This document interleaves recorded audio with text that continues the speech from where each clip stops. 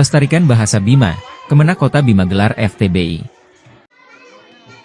Sebagai wujud nyata perlindungan dan pelestarian bahasa daerah, Badan Pengembangan dan Pembinaan Bahasa, Kementerian Pendidikan Kebudayaan Riset dan Teknologi melalui Kementerian Agama Kota Bima menggelar Festival Tunas Bahasa Ibu untuk jenjang Madrasah Ibtidaiyah dan Madrasah Sanawiyah se-Kota Bima.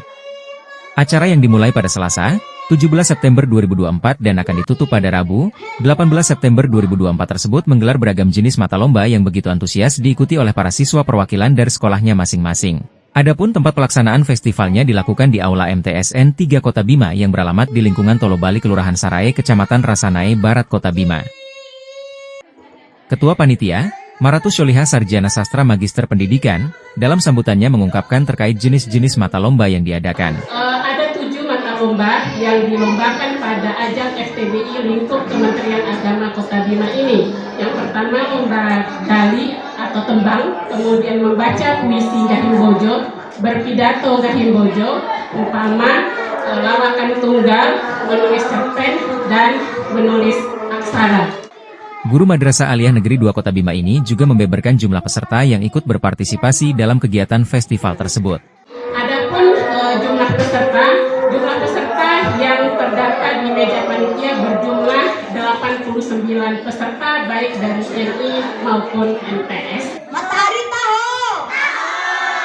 Mata mana? Mata kuning boleh. Mata tanduk na. Ini dari Salaja Media. Siapa namanya, Dek? Gimana pengalamannya? Ayo. Ini baru pengalaman baru sih. Ikut lomba stand up komedi. Oh,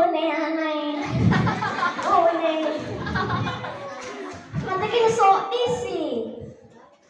Shot ni aneh. Udah sih kalau mata kita mati aku si mata ki. Pilih tuh aku sih. Salah seorang panitia Nur Hasana SPD yang dikonfirmasi oleh reporter salajamedia.com di lokasi festival membeberkan bahwa untuk pelaksanaan festival di hari pertama dikhususkan untuk peserta dari kalangan Madrasah Ibtidaiyah sebanyak 29 peserta, dan di hari kedua dikhususkan untuk tingkat Madrasah Sanawiyah sebanyak 60 peserta. Hal tersebut diperkuat juga oleh Sekretaris Panitia, Sri Suharti SPD. Ia juga menyebutkan bahwa dalam pelaksanaan festival ini ada keterlibatan dari pihak ketiga yang menjadi sponsor yakni dari BSI Kartini. Sekolah.